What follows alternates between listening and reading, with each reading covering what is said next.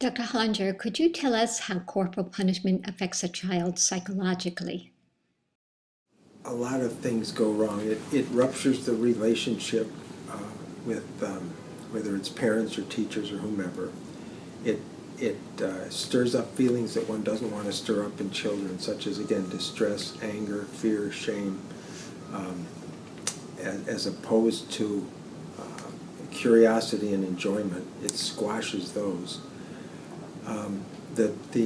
The longer-term studies show that it increases aggressivity, that it is more likely associated with mental illness, that people who are physically punished are more likely to physically punish their own children and commit spousal or domestic abuse. Those are the sorts of things that seem to be related, and those studies are getting better and better every day, and they're pretty overwhelming. Overwhelming in terms of... The data are very, very compelling, that there's that they do damage on just a number. It does damage on a number of fronts. Could you go... What about corporal punishment in schools? How does it affect learning? What we want is for the curiosity of a child to be at full bore, the exploratory aspects to be 110%, and physical punishment does just the opposite. It curbs curiosity, it curbs enjoyment. You need to allow for that, for a bit of what can one say, exploring, curiosity, pushing the limits to some extent without fear of reprisals. Now, obviously, if you've got a classroom, you've got to maintain some control over the classroom, but there are other ways to do that. What's wrong with using a sense of fear or shame to get a child to obey? Fear and shame are not the motivators that a teacher wants to use. They want to use interest and enjoyment, and that's not so easy. Sometimes it's easier to use fear and shame, but that will inhibit curiosity, and it will inhibit learning in the long run. I think to talk with the child and tell them about the feelings that are being stirred up, and to help them understand why their behavior isn't useful for them or the person with whom they're dealing with, rather than come full bore in the shame. Shame technically is results from an interference with either interest or enjoyment or both. So one can certainly set limits, and then I think rather than inducing intense guilt or intense shame, you should be ashamed of yourself, you can explain to the child why what they're doing doesn't make sense for them or for the other child or for the classroom or whatever. Again, shame may have a chance to stop the behavior, but more than likely it won't do as good a job as you want, or you'll so massively inhibit the child that it will mess up the relationship and cause a decrease in interest in learning, as opposed to talking with them about the behavior and about how they could have handled it differently and better. So fear and shame are common tools of trying to set limits or get behavioral compliance, but they're not the best ones. There are better ones. Can you say a little bit more about how fear affects learning? You want to take fear out of the equation of learning, because fear is going to inhibit learning. Fear is a very toxic affect, technically. It's a very toxic feeling. It stirs up, we know now it stirs up a lot of different kinds of hormones that can also shut the person down. So in a relationship or in a learning setting, that's not such a great affect to use in terms of trying to motivate or get behavioral compliance.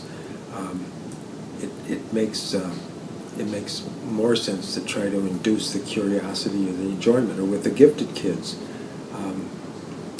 to try to decrease the fear and say, I want you to push the envelope, I want you to try this and maybe be wrong, rather than being scared of being wrong, so that they can really explore the limits of their own mind and learn as much as they can about these things. Right. I mean, again, not that you can't and don't have to control a class, but at the same time, I think the best teachers will stimulate the kids and they will elicit curiosity, as opposed to eliciting fear as a way to get kids to study and quote unquote learn.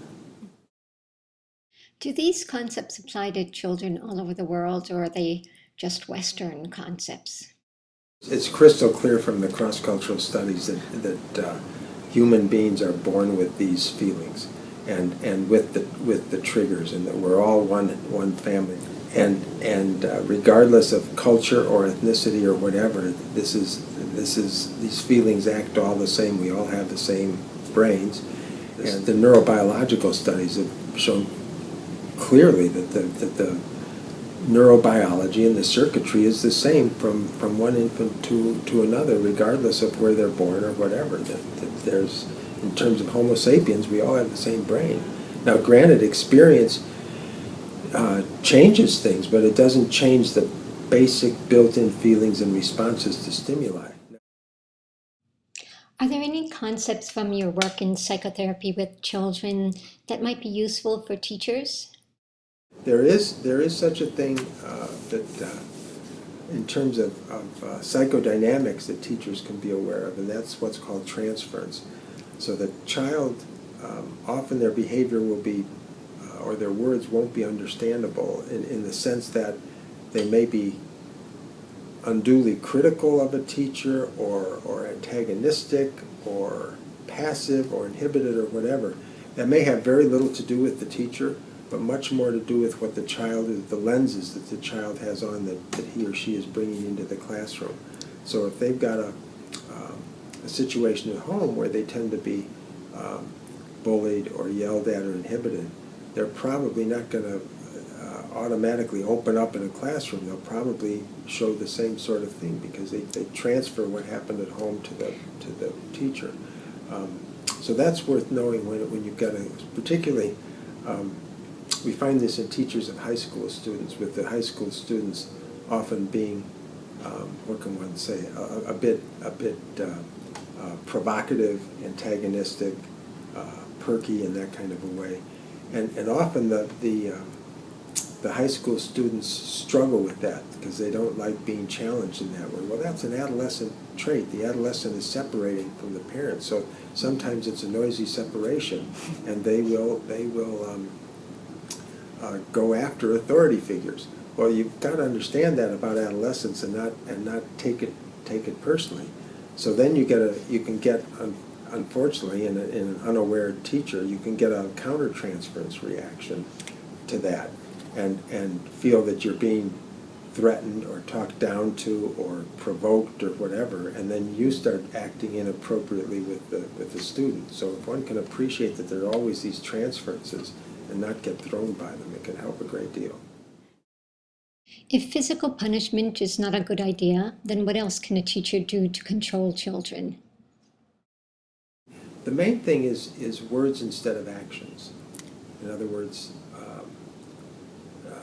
talk to the child, listen to the child especially, try to understand what it is, what their point of view is.